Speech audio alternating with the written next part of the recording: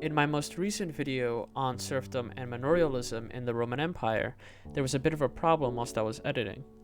In the clarification section of the video, there was originally supposed to be a statement that read something like this.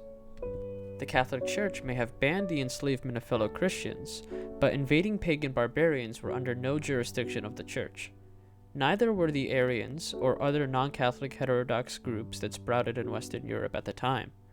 On the other hand, Christian warlords could still enslave pagans captured from war. I didn't hallucinate this statement, I read it somewhere.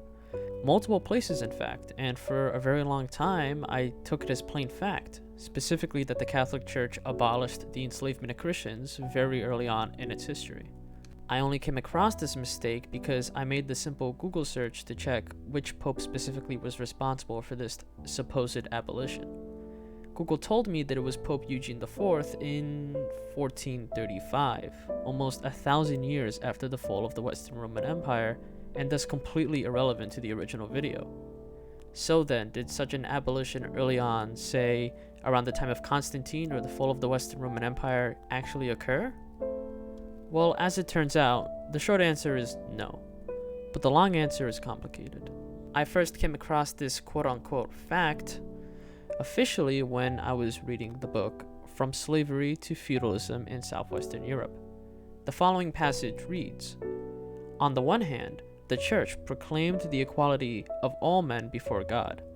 On the other hand, it affirmed, quite unequivocally, the legitimacy of slavery, and this through the voices of its most celebrated teachers."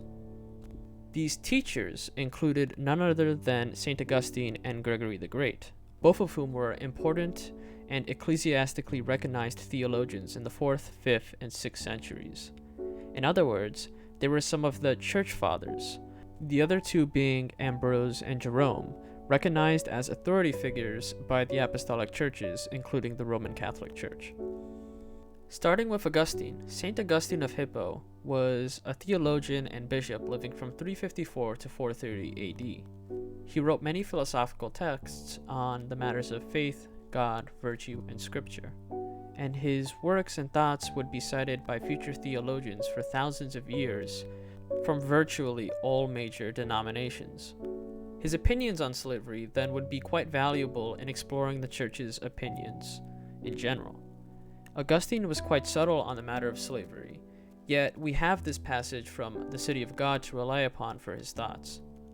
The passage reads, "It is thus that God has created man, for let them, he says, have dominion over the fish of the sea, and over the fowl of the air, and over every creeping thing which creepeth on the earth. He did not intend for his rational creature, who was made in his image, should have dominion over anything but the irrational creation, not man over man, but man over the beasts." This makes it sound like Augustine is against slavery, saying that slavery is not natural and not intended by God. This is certainly in contrast to previous pagan thinkers such as Aristotle, who so famously argued that some peoples are destined to be slaves, or that it is in their nature to be slaves. Augustine, however, does offer some nuance, further stating, "And hence the righteous men in primitive times were made shepherds of cattle rather than kings of men, God intending thus to teach us that the relative position of the creature is, and what the desert of sin. For it is with justice, we believe, that the condition of slavery is the result of sin.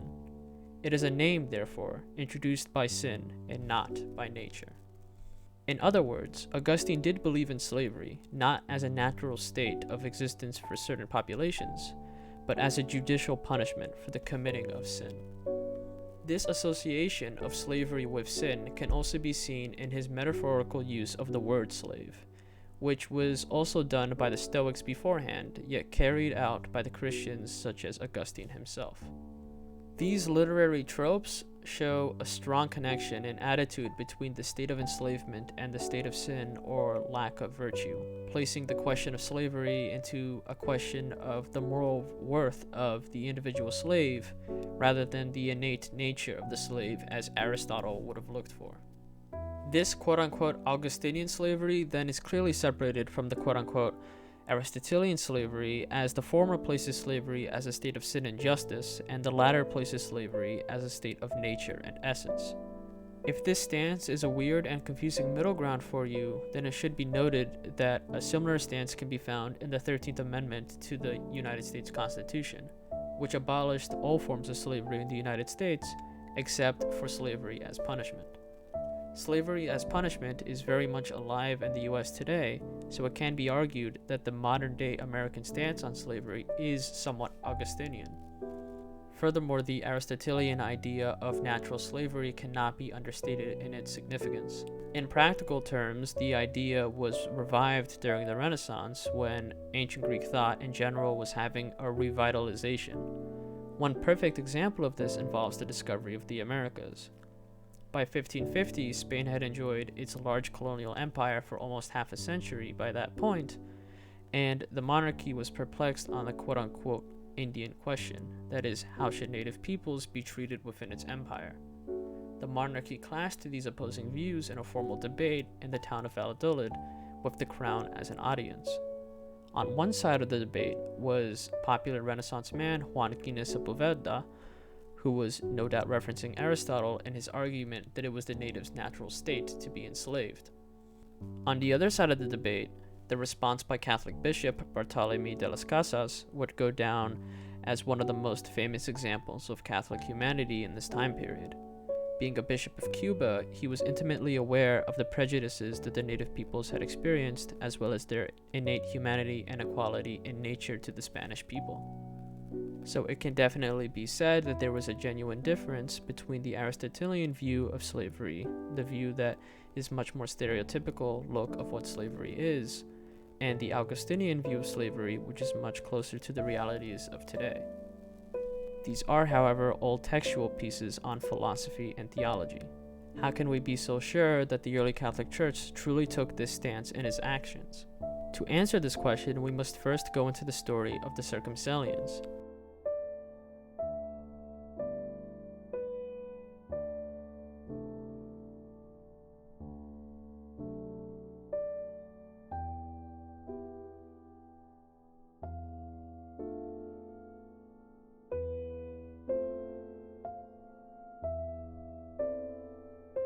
But first, some context on the time period. It is important to remember that although St. Augustine would go on to be arguably one of the most influential theologians in all of Western Christianity, in his own time his beliefs were not necessarily mainstream, especially considering that Christianity itself was only beginning to become mainstream with the legalization of the religion by Emperor Constantine in 1313. In fact, that very same legalization and adaptation into state religion was a quite controversial move, leading to the sprouting of quote-unquote heretical movements. One such movement was the Circumcellions, but in order to understand their abolitionist action, it is first important to clarify the legal standing of debt bondage within the empire. In ancient times, the most famous image of slavery was the prisoner of war, captured from perhaps a battle or siege, and sold off to serve a master far from home. Indeed, this did occur in Roman times, the most famous example being the Roman capture of the city of Carthage, when 50,000 of its residents were captured and sold into slavery. However, there existed another much less dramatic form of enslavement, that is debt bondage. In the ancient world, if you took out a loan with interest and you defaulted on your debt, it was not uncommon to put your own freedom as collateral. In the Roman world, this contract was known as the nexum, and although it was technically abolished in the 4th century BC, this did not end the practice in the empire. This was especially true in the disparate parts, as Roman law and practice had varied levels of enforcement depending on where you were. Rural communities especially had difficulty enforcing Roman law. Rural communities in 4th century North Africa were no exception. In practice, debt bondage had very little restriction there, that is to say until the Circumcellions came around. Circumcellion was the name given by their opponents for supposedly circling larders and indoctrinating local peasants. They, however, referred to themselves as agoniste, meaning God's warriors, and they certainly fought. They were possibly a branch of the Donatists, a Christian heresy named after Bishop Donatus Magnus, and in a dispute with the Imperial Catholic Church on whether sinners, namely Christians who were complicit in the persecutions under Emperor Diocletian, could hold clerical office. The Donatist controversy was in fact a fairly deep heretical controversy and the first challenge of the Imperial Catholic Church. The controversy at hand was that Constantine's church was appointing the very same North African clerics that at the time of the Diocletianic persecutions, fearing for their lives, handed over the scriptures to the Roman African governor who was meant to persecute them but showed leniency. The Donatists accused them of being traditores, traitors, and thus should not hold ecclesiastical office. Thus, the association of the Circumcellions with the Donatists could be an association of resisting imperial authority in a common struggle. But in fact, the first mention we have of Circumcellions in the historical record is when Donatist bishops were requesting protection from the commander of the Roman African army. What the army would be sent to was bandits, led by indigenous Berbers named Axido and Fasir. The entire group was massacred, but subsequently venerated by the local peasant population as martyrs. The reason why the peasants venerated these bandits as martyrs is because of decades of struggles and worsening conditions that the peasants were feeling, finally spilling over into a support for violence. The Circumcellions were ultimately a combination of struggles by the North African rural community. On the one hand was the ever-present ecclesiastical dispute between the Donatists and the Catholic Church that the Circumcellions claimed to be on the Donatist side of. On the other hand was the question of social justice after decades of worsening conditions of the peasant class, whom, due to a series of environmental and climatic issues, drought and the adaptation of Roman crops not suited for the North African environment, were defaulting on their debt and thus being subjugated to debt bondage. Normally, in the cities and in Italy itself, there existed public programs and institutions such as public granaries to relieve the poor from times of hardship, but no such social safety nets existed in rural North Africa. Saint Optatus, a famous opponent of the Donatists, writes about how some of these Circumcellions, calling themselves generals of the saints, were employing violence to interfere with this collection of debt. Optatus even wrote of an instance when a Circumcellion-led mob ambushed masters riding slave-pulled carriages and demanded the masters to pull the carriages instead whilst the slaves ride them, and thus, in the words of Optatus, the condition between masters and slaves was reversed. Another example given by Augustine was how slave masters were chained to a millstone and forced by beatings to make it turn as if they were mere animals.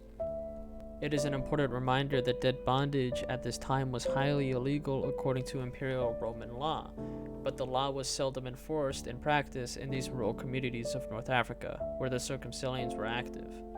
So then, it is all the more surprising that imperial church bishops such as Optatus and Augustine were so hostile toward them, as for example, notable in how Augustine depicts the Circumcellions in his writings. Though it is possible that Augustine was merely not a fan of the fact that the Circumcellions reportedly unalived themselves trying to gain martyrdom. Anyway, another thing that didn't help was how Augustine himself was ambushed and almost killed by a band of Circumcellions in his own lifetime. It is further important to remember that the Circumcellions had no central leadership and at times could appear like simply just mob rule. Considering that Augustine was not only a bishop but also a civil judge, he was probably less keen on the idea of popular support taking justice into their own hands. After the Edict of Unity in 412, the Donatists were placed under financial sanctions and banishment by Emperor Honorius until the heresy was finally quelled over the course of 15 years. On the part of the Circumcellions, power was given to local landowners and magistrates to quell any rebel action. According to Augustine, the Circumcellions did eventually die out, as he writes in a letter to a Donatist bishop on how many had already converted to the Catholic Church and condemned their former life in wretched error. Altogether, the Circumcellions were using Christianity to resist slavery and other forms of enforced labor. Catholic writers such as Augustine and Optatus were expressly against their actions, though this was not necessarily their endorsement of debt bondage. Augustine's criticisms of them seem to amount to their strange practices regarding martyrdom and their associations of the Donatists, which were having their own schism of the Catholic Church over other issues. Augustine, however, does give us his own thoughts on the issue of illegal enslavement in North Africa. It is important to remember that Augustine was the bishop of Hippo Regius, and thus was not only a religious leader, but also a judicial figure of civil law who had authority. Thus, he was very well aware of both Roman imperial law and the instances of it being broken in the region. Newer letters of Augustine that were discovered reveal his thoughts on the matter. Here he writes, "Then there is another matter.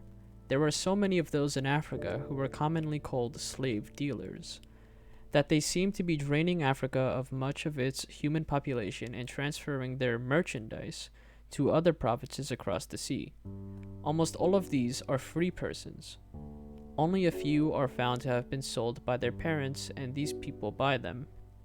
Roman law permits as indentured servants for a period of 25 years, but in fact they buy them as slaves and sell them across the sea as slaves. True slaves are sold by their masters only rarely.